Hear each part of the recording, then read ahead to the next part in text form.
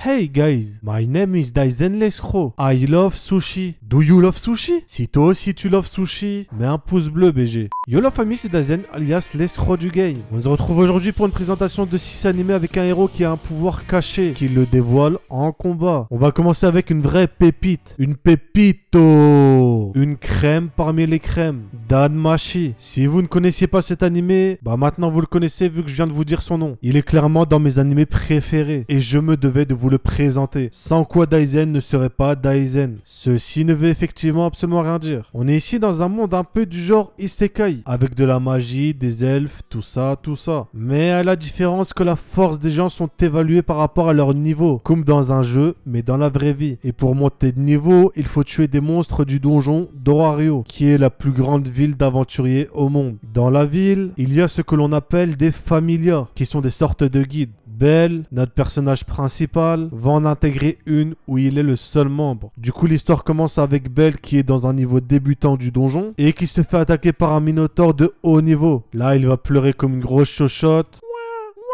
et se faire sauver par Aze, la princesse épéiste. La trame va se concentrer sur ces deux personnages. Elle va se lait concentrer. Du lait concentré. Lait concentré. Bref. Danmachi est l'un de mes animés préférés car je kiffe son univers. Malgré la première impression, le héros est loin d'être chiant et les combats sont juste épiques. Pour moi, c'est un vrai classique, donc foncez mes BG. Gros cœur sur vous. Sirius veut Jagger. Celui-là, j'ai vraiment kiffé. Mais de quoi nous parle cet animé? Eh bien, ça nous parle d'un jaguar qui s'appelle Sirius et qui va chasser des éléphants. Ceci n'est bien entendu absolument pas vrai. Yuli, notre protagoniste, a eu son village natal ravagé par des vampires. Il va donc intégrer une organisation ayant pour but d'éradiquer la racaille buveuse de sang, la racaille vampirique. Yuli possède une particularité qui le rend très spécial. Il possède des pouvoirs de loup-garou qui le rendent surpuissant. On est dans un univers du XXe siècle. L'univers est assez attrayant avec beaucoup de diversité et un scénario assez original. L'animation est magnifique avec de très belles scènes d'action. J'ai trouvé le personnage intriguant et bien écrit. Le seul défaut que j'ai trouvé, c'est que parfois le rythme paraît assez lent. Mais comme vous le savez, j'aime les sushis. Seiken Tsukai no World Break.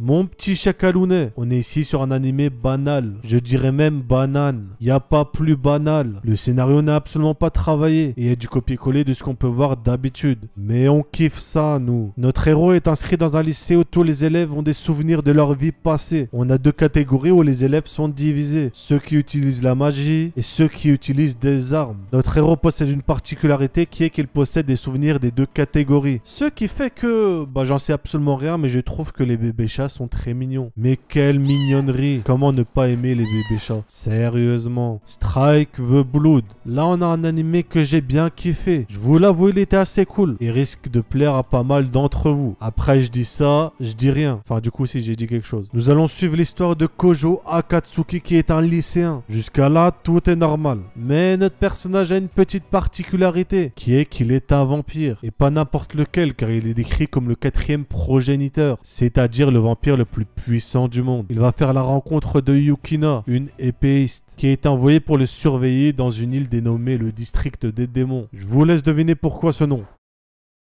Oui, exactement, parce qu'il y a des démons. Bon, en vrai, je fais genre vous m'avez répondu alors que vous vous doutez bien que j'ai absolument rien entendu. Daizen est un escroc. D'ailleurs, je peux en profiter de ouf pour vous dire ce que je veux. Vous pouvez même pas répondre. Mais bon, vous le savez, Daizen est un escroc, mais pas un profiteur. Enfin, vous le saviez pas, mais maintenant vous le savez. Bref, on dit vague, vague. Allez, dites vague.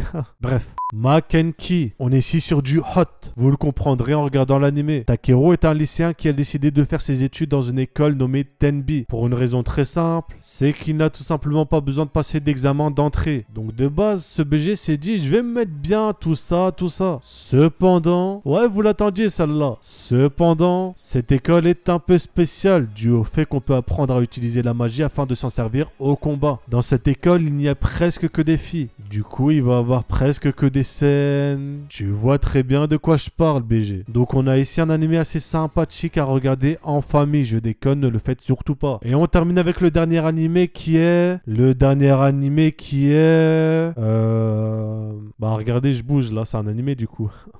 Oh, il fait froid d'un coup. Et on termine avec, pour de vrai cette fois, K-Project, qui est juste une dinguerie. Il sort d'ailleurs d'hôpital psychiatrique. Les combats sont phénoménaux et magnifiques. En plus d'avoir des personnages trop charismatiques et un scénario très bon. Dans ce monde, on a plusieurs rois qui possèdent chacun une sorte de pouvoir spécifique. Un jour, Shiro, un lycéen banal, découvre la diffusion d'une vidéo où on le voit assassiner un membre du clan rouge et s'autoproclame roi incolore. Franchement, on a une intrigue très bonne. Et je vous l'ai déjà dit, mais je vous le redis, des combats plus qu'épiques. Porc épique. Ouais, faut que j'arrête mes conneries, moi. Bref, on arrive donc à la fin de la vidéo. Si vous avez kiffé comme d'hab, pouce bleu, c'est un ordre. Si c'est pas le cas, pouce bleu, c'est un ordre aussi. Si vous êtes encore ici actuellement en train de regarder ma vidéo, sachez que vous êtes l'élite. Mettez en commentaire un hashtag escroc du game pour que j'en reconnaisse les vrais. La haute population. Et avant de terminer, à titre d'information pour ceux que ça intéresse, normalement jeudi qui arrive, si tout se passe bien, je serai en live avec Ryo Sensei sur sa chaîne YouTube. De toute façon, je vous préviendrai dans l'onglet commu ou alors Twitter pour ceux qui me suivent. Et n'oubliez surtout pas, Dazen est un escroc. C'était Dazen. Sur ce, je vous dis à la prochaine.